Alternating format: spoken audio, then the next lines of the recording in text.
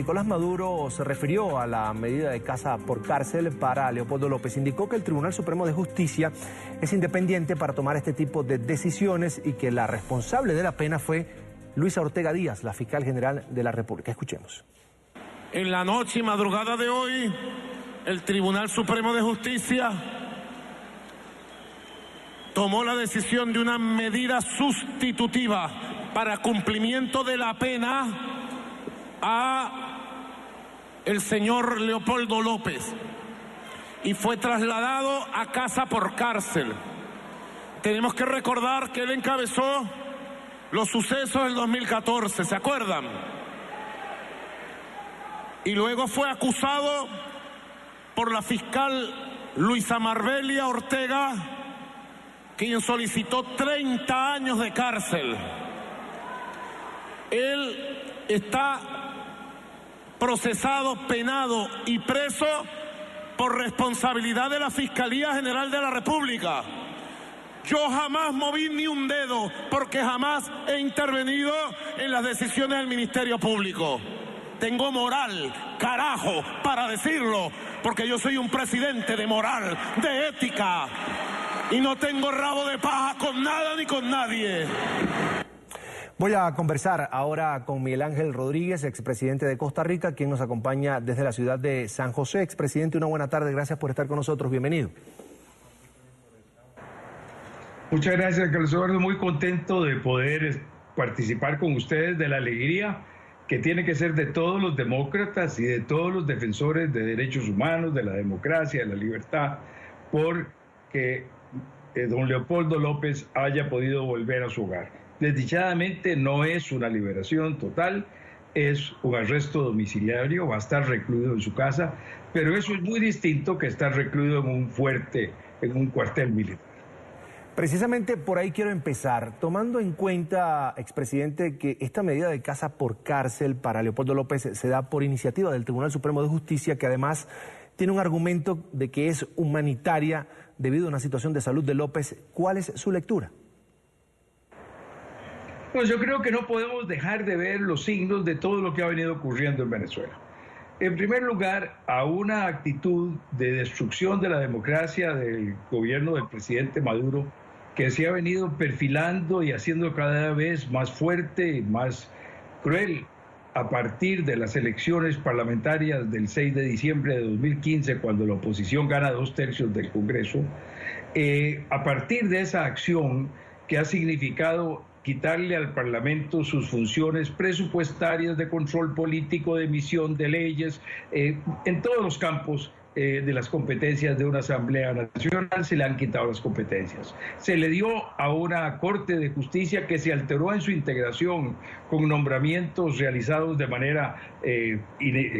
ilegal, inconstitucional, al final del término de la Asamblea Legislativa pasada, cuando ya había una nueva Asamblea Legislativa electa con 2/3 de la oposición, y mediante renuncias y nombramientos de personas que no llevaban sus cualidades, y mediante el control que el gobierno del presidente Maduro ha tenido de los otros órganos de poder en Venezuela de una manera total durante todo este tiempo, se le quitaron esas atribuciones a la Asamblea Nacional y además se le dieron a la Corte de Justicia funciones que no le correspondían. A todo esto, después de un intento de diálogo que desdichadamente por el incumplimiento del gobierno de cualquiera de sus promesas, como quedó claro en la carta del secretario de Estado del Vaticano de diciembre del año pasado, después de ese infructuoso diálogo, la oposición no ha tenido más remedio que volver a tomar las calles, y al enfrentamiento pacífico de la oposición en las calles ha seguido un número increíblemente cruel de muertes. Más de 80 personas han muerto, cientos de personas han sido detenidas, han sido sometidas a tribunales militares contra los más elementales derechos humanos de que los civiles no pueden ser juzgados en tribunales militares, menos en su propio país. Y eso realmente ha significado una situación de verdadera confrontación del pueblo venezolano contra el gobierno del presidente Maduro. Y cada vez más, Luisa, la fiscal del país, posteriormente en el día de hoy con declaraciones del defensor de los habitantes, con un grupo de más de 120 militares que han sido enjuiciados o encarcelados, con un general que se ha quitado de su cargo por sus posiciones también contra el gobierno. Todo esto indicando que ya lo que eran las fuerzas chavistas se van separando de las fuerzas maduristas y que las fuerzas de los militares fieles a sus obligaciones constitucionales se van separando de los militares envueltos en el narcotráfico que por esa situación se mantienen en la defensa de sus posiciones. Y yo creo que esto que vemos hoy es la respuesta de cómo están tratando de ablandar a la oposición para tratar de lograr que no siga esto en las calles. Y este mes es definitivo, porque si al final de mes se llega sin un cambio en lo que está ocurriendo en Venezuela y se hace esta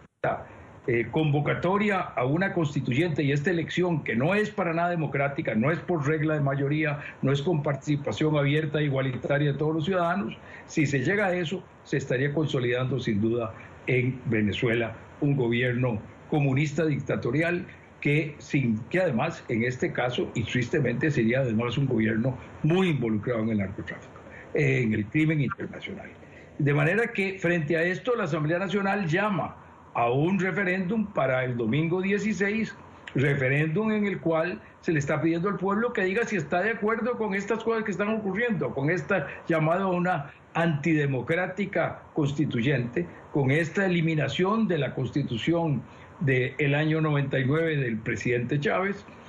aprobada por el pueblo, y si están de acuerdo con los actos de violencia contra el pueblo que se han venido siguiendo. Y me parece que en esas condiciones es que hay que leer la liberación, que no es casa por cárcel, de don Leopoldo, y que debe ser seguida, por supuesto, por la liberación de los otros cientos de presos. Expresidente, y teniendo en cuenta que había en marcha una cruzada precisamente internacional en la que también actuaba la OEA pidiendo la libertad de Leopoldo López, le pregunto, ¿con esa intención del gobierno de querer ablandar a la oposición, pudiera abrirse el camino tal vez a un nuevo diálogo? Bueno, con mediadores que sean verdaderamente mediadores y no personas que están simplemente actuando para darle agua, tiempo, aire a un gobierno cada vez más dictatorial, con además condiciones muy claras de que se cumplan los elementos de elecciones, de voluntad popular, de respeto a las competencias de la Asamblea Nacional, tal como se señaló con apertura de canales humanitarios para el suministro de alimentos y medicinas a Venezuela. En condiciones en que esto se respete, liberación de todos los presos políticos, sí se debería llegar a un diálogo y probablemente algún tipo de gobierno de transición integrado por fuerzas chavistas decentes, de centro, no involucradas en el narcotráfico, y por dirigentes nacionales con una visión de unidad nacional para dar campo a un cambio hacia el retorno de Venezuela a la democracia. Ahora, usted forma parte de un grupo de exmandatarios que se ha encargado de denunciar internacionalmente las violaciones a los derechos humanos en Venezuela, la falta de independencia de los poderes y, por supuesto, la persecución a la disidencia. ¿Qué viene ahora? ¿Qué se han planteado ustedes como grupo? Yo creo que este es el momento para que la OEA salve un poco de cara. A mí, como el secretario general de la OEA, me da vergüenza que la OEA no haya sido capaz, por sus gobiernos, no por otra razón, por algunos de sus gobiernos, por una minoría de esos gobiernos que no han permitido que se lleguen a los 2 tercios para aplicarle a Venezuela la Carta Interamericana Democrática, que debería haber sido aplicada desde el año pasado, cuando el señor secretario general Almagro lo señaló. Y los 2 informes del secretario general Almagro son muy claros, son detallados, señalan todas las razones por las cuales eso debe haber actuado en esa forma, tanto el del año pasado como el de este año. Y además ahora el señor secretario general Almagro, el canciller del Uruguay, ha llamado al Consejo Permanente a una reunión extraordinaria sobre el tema de Venezuela por los elementos negativos que se han venido dando cada vez más fuertes en estas últimas semanas y por la cantidad de muertes que ha habido en ese hermano país, que deben a todos los latinoamericanos hacernos sentir como nuestro el problema que están sufriendo las personas en Venezuela. Pero además no es solo el interés y en la defensa de los derechos humanos, que debe estar siempre en el corazón y en la voluntad y en la fuerza de los latinoamericanos amantes de la democracia, lo que nos debe mover, sino también el propio interés de nuestros países. Aprobar en el año 2001 la cláusula democrática en las cumbres de América, aprobar en el año 2001 la Carta Interamericana Democrática, que me tocó estar en el gobierno de Costa Rica que propuso ese movimiento, aplicar por primera vez la Carta Democrática Interamericana en favor del presidente Chávez, cuando tuvo el golpe de Estado en abril del año 2002, y aquí en una reunión del Grupo de Río, bajo mi presidencia, los presidentes le dimos todo el apoyo y la fuerza a la OEA para que se aplicara por primera vez la Carta Democrática en defensa del presidente Chávez y en contra del golpe de Estado en su contra. Pues ahora hay que aplicarla con toda la fuerza. Y si esto no se hace, la OEA va a acabarse. Porque realmente, si no tiene ni la capacidad para reaccionar en un caso tan claro como este, si la forma como está establecido el grupo de poderes hace que sea inoperante hasta en estas circunstancias, pues ¿cuándo vamos a creer que va a servir para algo? Una pregunta más allá de la OEA, ¿cuál es el margen real de acción frente a la crisis en Venezuela? Porque aunque hoy se da esta medida en el caso de Leopoldo López, aún hay cientos de presos políticos en las cárceles y ese número cada día va en aumento, presidente. Bueno, el margen de acción yo creo que debe estar en primer lugar en los países de América,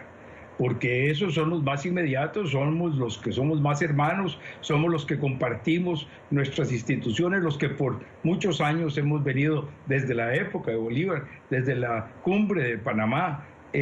venimos a principios del siglo XIX, poco después de las guerras de independencia, venimos luchando por actuar en conjunto para, con la democracia, encontrar instrumentos para sacar adelante a nuestros países que desdichadamente todavía tienen tantos problemas económicos, de pobreza, de educación, que no hemos podido resolver y que demandan que sigamos trabajando para hacer las cosas mucho mejor que como las hemos hecho.